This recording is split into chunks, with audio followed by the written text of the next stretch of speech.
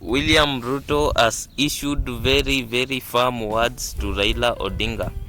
He has issued an ultimatum, some conditions which if Raila Odinga does not adhere to, he may find himself either in prison, in heaven, or in asylum that is outside this country.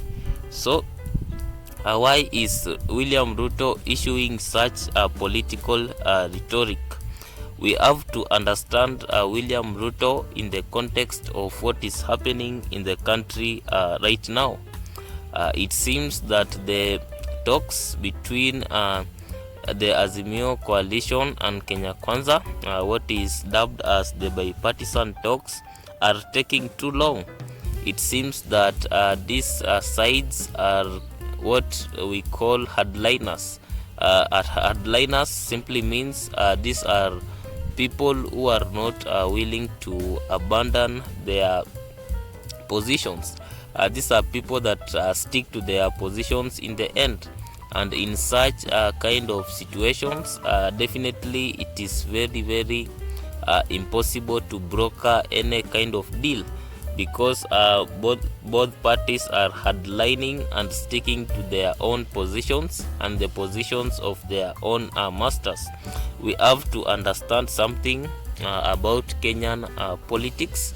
Kenyan politics is actually about individuals, and it is run by individuals. It is about realizing this, so that when you see Kimani Ichung'wah, you see William Ruto, because Kimani Ichung'wah is nothing but the spokesperson of William Ruto. The same case applies to Kalonzo Musyoka. Kalonzo Musyoka is nothing but the spokesperson of Raila Odinga. These two individuals seem to have irreconcilable difficulties. They cannot simply agree, because it is very, very obvious that their positions are full of hardlining and very, very bitter animosity. So this kind of situation simply means that Mambo Matatu will become a reality, because William Ruto is already predicting what will happen to his political force that refuse to sing according to the tune of the song he is playing.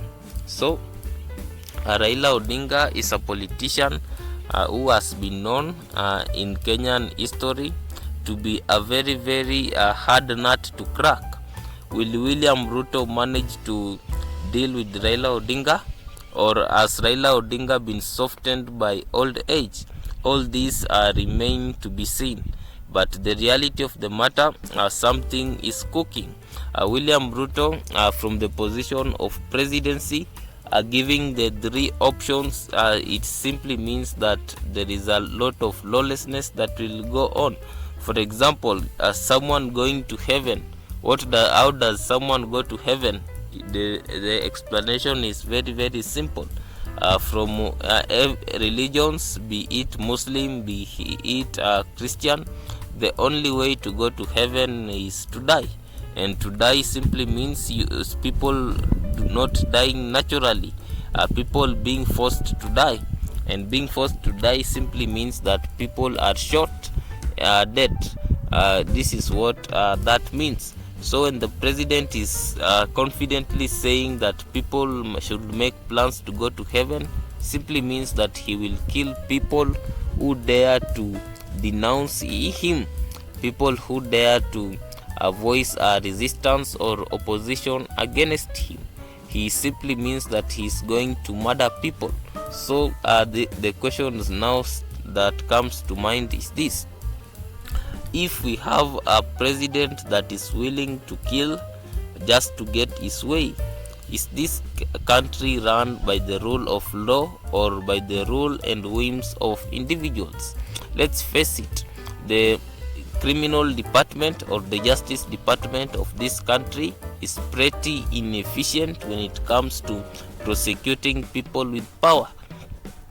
It is very, very it really turns against the people without power, in most cases involving the wealthy. For example, We see devils like Paul Mackenzie still breathing in this country. This shows you the level of injustice in the country, that right now, if you do not have resources like wealth and privilege, you may really be discriminated by the justice system. So if the president can confidently say he will send people to heaven, that is really a threat against life, because the person who is speaking these words is someone in the position of power, and he has the ability and the means to call the forces, the armed forces, and all the state instruments of violence, and unleash them on an individual that is voicing contrary opinion. This is the very best definition of dictatorship, and this is really a very, very sad state of affairs, given that this country has fought for political freedom for very, very long time. Dictators like Moi are dead and buried, but it seems like we are having Ruto becoming a dictator day by day. A dictator does not just blossom suddenly. A dictator goes through these gradual stages of becoming more and more dictatorial and becoming very anti-public in sentiment. So this is a very, very worrying trend, especially for leaders like Raila Odinga. So this is really, really sad. These words coming from a head of state. So this is really very, very unfortunate. So we will see in the fulfillment of time, because it is very, very obvious that Raila Odinga is not a man to be threatened by words, not even bullets. So this is going to really bring the country to a standstill, and more problems will be added to the current economic turmoil that Kenyans are experiencing from all directions. Thank you for watching this video. Like, share and subscribe.